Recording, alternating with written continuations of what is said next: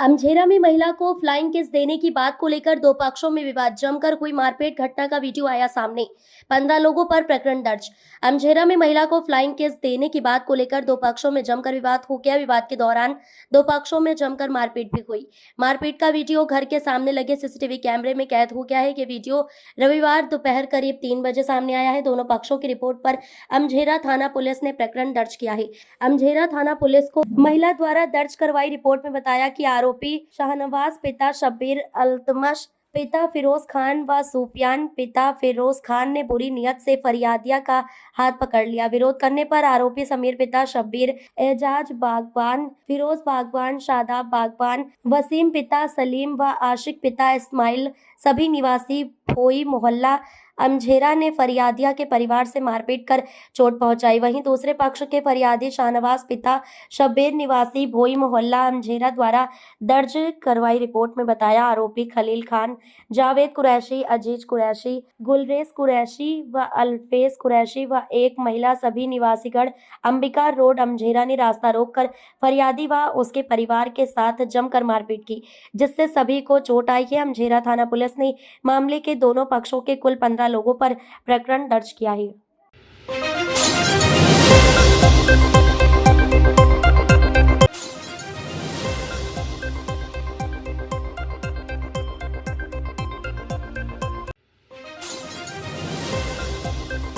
धार जिले के सरदार सरोवर बांध से विस्थापितों का दर्द एक बार फिर छलका है, जहां सरदार सरोवर बांध का बैक वाटर लेवल बढ़ने से निसरपुर के डाक बंगला, बैजीपुरा, पाटीदार चौक, चिखलदा की खेड़ा बस्ती में पानी भर जाने से कई रास्ते बंद तो कई टापू बन गए।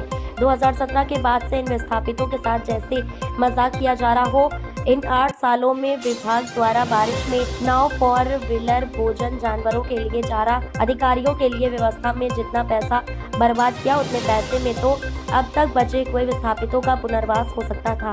लेकिन बावजूद कई बार कमिश्नर, कलेक्टर, एसडीएम के निरीक्षण के बाद भी आज तक विस्थापित चुने हुए प्रतिनिधियों से आस लगाई है, जिस पर आज डूब क्षेत्र के जनप्रतिनिधियों द्वारा गोपीनाथ मठ कटनेरा में एकत्रित होकर प्रभावितों के प्रवास को लेकर चर्चा की। यहाँ पहुंचे प्रतिनिधियों ने मानवता को दिखाते हुए सभी भाजपा, कांग्रेस को साइड में रखकर पहले उन विस्थापितों के न्याय के लिए जो भी कदम उठाना पड़े, अब विस्थापित क्षेत्र के सभी सरपंच प्रतिनिधि जनता के साथ कंधे से कंधा मिलाकर विस्थापितों को उनके हक अधिकार के लिए आवाज बनने की बात कही। आगामी दिनों में विस्थापितों के लिए सही निर्णय अगर नहीं होता तो आंदोलन के बाद कहीं पहुंचे प्रतिनिधियों ने मानवता के नाते फोन लगाकर लाउड स्पीकर में भाजपा जिला ग्रामीण अध्यक्ष को इस बात से रूबरू कराया और जल्द इसका निराकरण कराने की बात कही। क्षेत्र की जनता भी अब विस्थापितों के न्याय नहीं मिलने से काफी नाराज दिखाई दे रही है। एक बार फिर सरदार सरोवर बांध के विस्थापितों का जो दर्द है एक बार छलका है, जहां पर निसरपुर सहित आसपास के कई पंचायतों के सरपंच और जनप्रतिनिधि यहाँ पहुंचे हैं। क्या है पूरा मामला दादा, बताइए। दादा, आज डूब प्रभावित संबंध में सभी ग्राम पंचायतों के सरपंच, जनप्रतिनिधि और समस्त डूब प्रभावित लोग इकट्ठे हुए थे आज गैबीनाथ मंदिर कटनेरा में। तो सभी ने अपना अपना दर्द बताया। किसी को 5,80,000 नहीं मिला, किसी को भूखंड आवास नहीं मिला, और पिछले कहीं समय से उच्च अधिकारियों द्वारा गुमराह किया जाकर सही जानकारी ऊपर भेजी नहीं जा रही है। इसलिए पुनः डूब क्षेत्र जितने प्रभावित क्षेत्र हैं, समस्त पंचायत के सरपंचों की मांग है कि कम से कम एक बार पुनः जनप्रतिनिधि, उच्च लेवल के अधिकारी और बड़े पार्टी संगठन के लोगों द्वारा, सांसद महोदय है, जैसे विधायक महोदय है, वो जाकर मौके पे अधिकारियों को लाके विस्तृत जानकारी ले, फिर से सर्वे कराकर वास्तव में जो प्रभावित लोग हैं उनको पुनः जानकारी में लिया जाकर उनको व्यवस्थित, उनकी मांगों को स्वीकार किया जाकर उनको व्यवस्थित विस्थापित किया जाए। अगर विस्थापित नहीं किया गया तो आप लोग क्या करोगे? उसके लिए हमने जनप्रतिनिधियों को अवगत करा दिया गया है।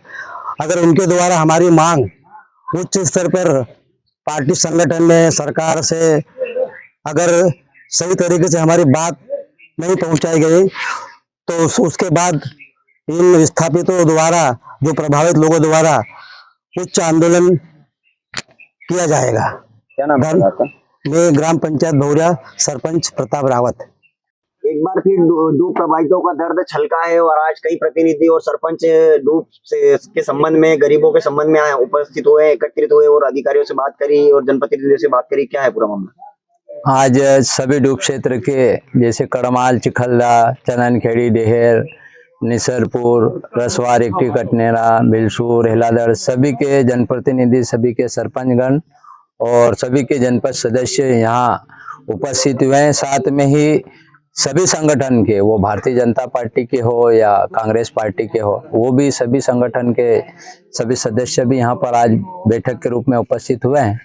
बैठक का मुख्य उद्देश्य है कि जो सरदार सरोवर परियोजना में जो डूब प्रभावित परिवार, जो जिनको डूब से बाहर किया या जिनके घरों में आज पानी घुसा लेकिन उन्हें शासन की योजना का लाभ नहीं प्राप्त हुआ, उन व्यक्तियों की समस्याओं के निराकरण के लिए आज यहाँ सभी जनप्रतिनिधि और डूब क्षेत्र के कार्यकर्ता यहाँ पर इकट्ठे हुए हैं। और आगामी रणनीति क्या करना है, किस प्रकार करना है, भविष्य में 2017 से आज तक लगातार हम प्रयास कर रहे हैं, पर किसी प्रकार का कोई डूब प्रभावित परिवार को कोई योजनाओं का लाभ नहीं प्राप्त हो रहा है। और आप देख रहे हो कि अभी पीछे आप देख रहे हो कि जो पानी घुसा हुआ है, ये सरदार सरोवर लेवल जो पूरा जो उसका भरना है 436.68 मीटर जो भी है, वो पूरा पानी भी घुस गया, लोगों के घरों में पानी घुस गया है। हमने बीच में भी डाक बंगले में डूब क्षेत्र के संबंध में अधिकारियों से चर्चा की, उन्होंने माना भी, हर चीज मान रहे हैं, लेकिन वो केवल ये कह रहे हैं कि हमने ये सूची भोपाल पहुंचा दी है। तो लगातार 2017 से अभी तक सूची आई भोपाल पहुंच रही है, निराकरण नहीं हो रहा। उस संबंध में आज यहाँ पर बैठक आयोजित की गई। आगामी क्या रणनीति है? आगामी रणनीति, अभी यहाँ सभी जो भी इकट्ठे हुए थे, सभी जनप्रतिनिधि लोग और जो भी गांव के लोग इकट्ठे हुए थे, वो अभी जिला अध्यक्ष जी से और भाई प्रदेश जी मंत्री जयदीप जी पटेल से भी चर्चा हुई है। शाम को 5 बजे उन्होंने बुलाया है, बैठ के बात करेंगे अधिकारियों के साथ। बैठ के जो भी निर्णय होता है वहां पर जो भी होता है, लेकिन उसके बाद भी सभी जनप्रतिनिधि और यहाँ पे डूब प्रभावितों का ये कहना है कि जो भी बात होती है उसके बाद जो भी आगामी निर्णय लेना है वो डूब क्षेत्र के सभी जनप्रतिनिधि निर्णय लेंगे। वो अब सांसद महोदय से भी हम वहाँ उनसे चर्चा करवाएंगे और आगामी जो भी परिणाम या जो भी हमको करना है वो सभी डूब क्षेत्र के सभी कार्यकर्ता और सब जनप्रतिनिधि मिलकर करेंगे।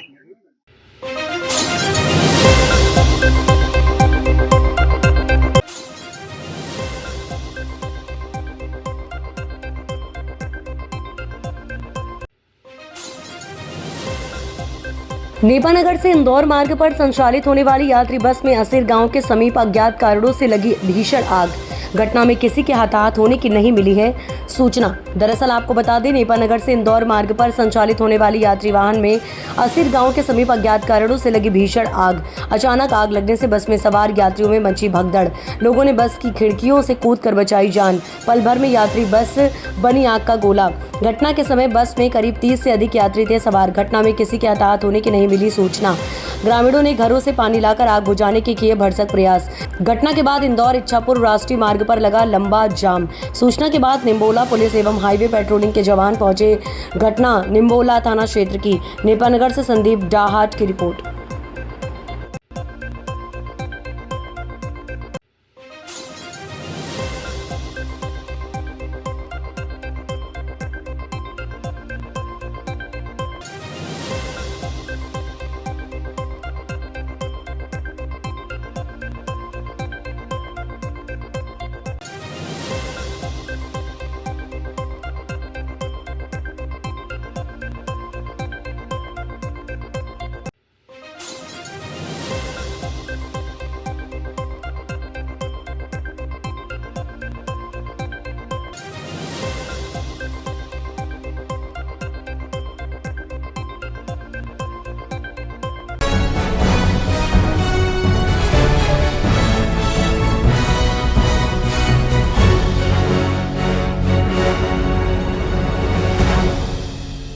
बड़ी खबर आपको बता दें, इंदौर से आ रही है। नकली क्राइम ब्रांच के अधिकारी बनकर व्यापारी से 5 लाख की लूट करने वाले 3 बदमाशों को पुलिस ने किया गिरफ्तार। 2 आरोपियों पर पूर्व में ही शहर में 2 दर्जन अपराध इंदौर शहर के थाने में पंजीबद्ध हैं। फरियादी स्नेह परमार जो द्वारिकापुरी ने शिकायत की 3 लोग नकली क्राइम ब्रांच के अधिकारी बनकर फरियादी बनकर घुसे और मारपीट की और गाड़ी में बिठाकर लसूड़िया क्षेत्र में ले जाकर डराया और धमकाया और कहा कि तुम फ्रॉड करते हो, तुम्हें हम जेल भेजेंगे। फरियादी से उसके अकाउंट से 5 लाख रुपए कई अकाउंट में डलवा दिए। फरियादी की शिकायत पर तीनों आरोपी दीपक तिवारी, नीरज तिवारी पर करीब 13 से 15 केस दर्ज है। वहीं इनका एक और साथी अमन लखिया को भी पुलिस ने गिरफ्तार किया। तीनों आरोपी इंदौर के रहने वाले हैं। सर, मारपीट और लूट करने वाले 3 आरोपियों को गिरफ्तार किया गया है। क्राइम ब्रांच के अधिकारी बनकर ये किसी के पास पहुंचे थे, क्या पूरा मामला है और किनके द्वारा इसे उनके पास पहुंचाया गया था? ये अभी कल परसों के बीच की घटना है, जिसमें कि 4 आरोपियों ने मिल करके नकली क्राइम ब्रांच का ऑफिसर बनकर के द्वारकापुरी में एक व्यक्ति है स्नेह परमार, उसको इन लोगों ने उठाया और घर से इसको ज़बरदस्ती उठाया, अपनी गाड़ी में लोड किया और फिर इसको ले जा करके वहाँ पे मारपीट करी। अब इसमें बल्कि जब घर में उठा रहे थे उसके पिताजी के साथ भी उन्होंने मारपीट करी और ज़बरदस्ती उसको वहाँ से ले गए। वहाँ ले जा करके और मारपीट करने के बाद में इन्होंने इससे जो इसका मोबाइल है इसको तत्काल इन्होंने कब्जे में लिया। कब्जे में लेकर के इन्होंने USDT ट्रांसफ़र इससे ज़बरदस्ती कराया, जो लगभग 5 लाख से ऊपर की राशि का होता है।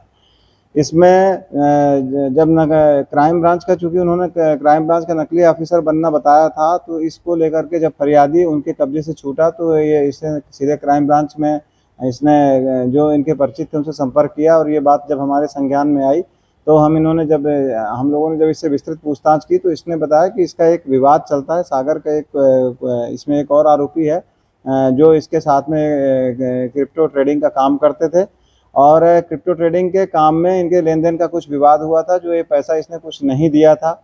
उस बात को लेकर के जो मुख्य आरोपी है उसने यहाँ पे इंदौर में 4 लोगों को हायर किया और लगभग 2.5 से 3 लाख रुपए देने की बात कह करके कि भाई जो भी तुम वसूल करोगे तो इसमें से जो पैसा आएगा उसमें से 2.5-3 लाख रुपए हम तुम्हें देंगे और तुम इससे हमको ये पैसा जो है ट्रांसफ़र करके बताओ। इस बात को लेके यहाँ पे इन 4 आरोपियों, जिनके नाम थे दीपक शर्मा और दीपक तिवारी, नीरज तिवारी और एक अमन लखिया, इसके अलावा एक और आरोपी है जो अभी जिसकी हम तलाश कर रहे हैं। तो इन चारों ने मिलकर के ये प्लान किया था कि हम नकली क्राइम ब्रांच के ऑफिसर बन के और इसको उठाएंगे ताकि मतलब घर के लोग भी इसकी सूचना पुलिस को ना दे सकें। ये इनकी मंशा थी, लेकिन इनकी मंशा फेल हो गई, चूँकि इन्होंने फरियादी को मारपीट काफ़ी करी थी और फरियादी जैसे ही छूट करके आया तो उसने ये रिपोर्टिंग करी, तब इनका खुलासा हुआ। अभी इनमें से 3 आरोपियों को पकड़ा गया है, 2 आरोपी अभी भी फरार हैं, जिसकी तलाश के लिए टीमें हमारी लगी हुई हैं।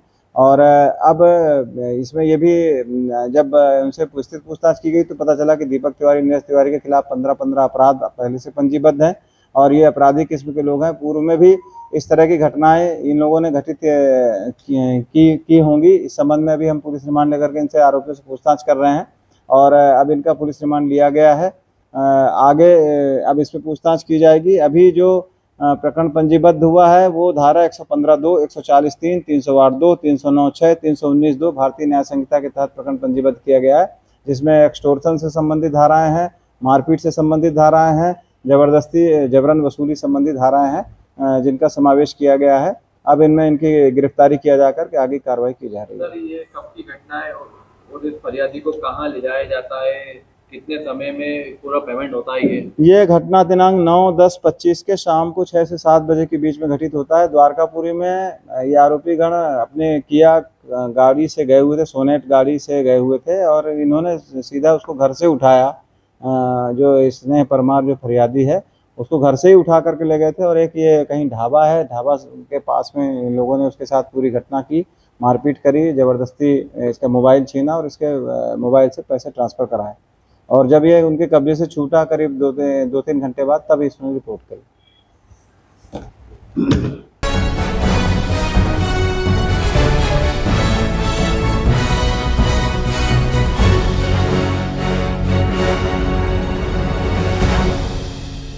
राष्ट्रीय स्वयंसेवक संघ स्थापना के 100 वर्ष पूर्ण होने पर खंडासा में पथ संचलन कार्यक्रम का आयोजन हुआ। राष्ट्रीय स्वयंसेवक संघ ने अपनी स्थापना के 100 वर्ष पूरे होने के उपलक्ष्य में अयोध्या जिले के मंडल अमानीगंज खंडासा में पथ संचलन कार्यक्रम का आयोजन किया गया। खंडासा में रविवार सुबह 9 बजे हुए इस आयोजन में सैकड़ों स्वयंसेवकों ने पूरे अनुशासन और उत्साह के साथ भाग लिया और पूर्ण गणवेश में जय घोष की धुन पर कदम ताल करते हुए सभी स्वयंसेवकों ने करीब 5 किलोमीटर तक पथ संचलन किया। पथ संचलन खंडासा पुलिस चौकी से शुरू होकर खंडासा बाजार से होते हुए संत भीखादास विद्यालय तक पहुंची, वापस ओम शक्ति राइस मिल पर समापन किया गया। खंडासा बाजार में श्री बालाजी मेडिकल स्टोर के प्रोपराइटर दयानाथ पांडे के द्वारा 21 किलो पुष्प मंगाकर संदीप क्लॉथ हाउस के प्रोपराइटर संदीप कौशल ने 11 किलो पुष्पों की वर्षा कर पथ संचलन में शामिल हुए स्वयंसेवकों का उत्साहवर्धन किया। पथ संचलन में लगभग 200 स्वयंसेवक पूर्ण गणवेश में शामिल हुए। इस अवसर पर राष्ट्रीय स्वयंसेवक संघ के जिला सेवा प्रमुख मनीष जी ने संघ के इतिहास, उद्देश्य और बलिदान पर प्रकाश डाला। यह ऐतिहासिक पर्व शताब्दी वर्ष और विजयादशमी उत्सव के रूप में देश भर में मनाया जाता है। संघ का उद्देश्य समाज में एकता, सेवा और राष्ट्रगान की भावना को मजबूत करना है। उन्होंने युवाओं से आह्वान किया है कि वह राष्ट्र निर्माण में सक्रिय भूमिका निभाएं और संघ के कार्यों से प्रेरणा लें। राष्ट्रीय स्वयंसेवक संघ स्थापना दिवस के अवसर पर खंडासा बाजार में बड़ी ही धूमधाम एवं हर्षोल्लास के साथ उत्सव पर्व मनाया गया। वहीं कार्यक्रम के समापन पर सभी स्वयंसेवकों के लिए ओम शिव शक्ति राइस मिल पर संदीप मिश्रा के द्वारा जलपान एवं भोजन की व्यवस्था की गई थी।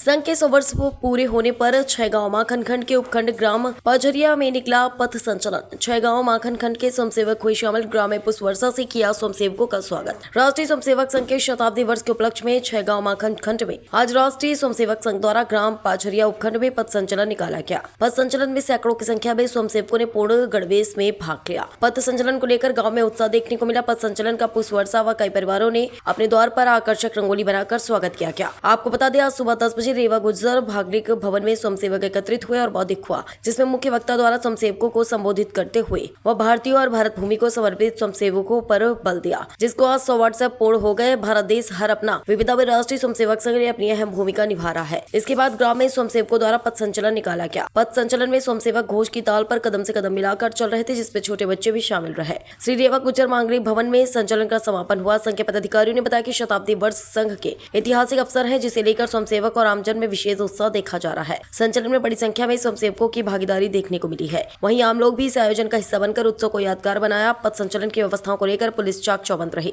इस दौरान पदमनगर थाना प्रभारी प्रवीण आर्य पुलिस बल के साथ मौजूद रहे। के स्वयंसेवकों को यदि वो खंडवा का है तो उसको उधर गुजरात की दूसरी जेल में डाला, वहां का है तो उसको इधर केरल साइड डाला। परिवारों को पता नहीं चलने दिया कि वो व्यक्ति है कहां। डॉक्टर दत्ता भाले करके अपने अकोला के प्रचारक रहे हैं।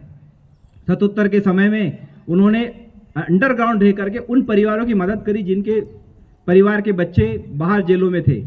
ऐसा बोलते हैं कि किसी को यह नहीं पता कि डॉक्टर दत्ता की बॉडी कहाँ रही, जब वो मरे तो उनका शरीर कहाँ था। ऐसे कई लोगों ने अपने जीवन खपा दिए उस दौरान, तब जाकर के चीजें खड़ी हुई है और खड़ी होते होते होते होते धीरे धीरे आज यहाँ तक आई है।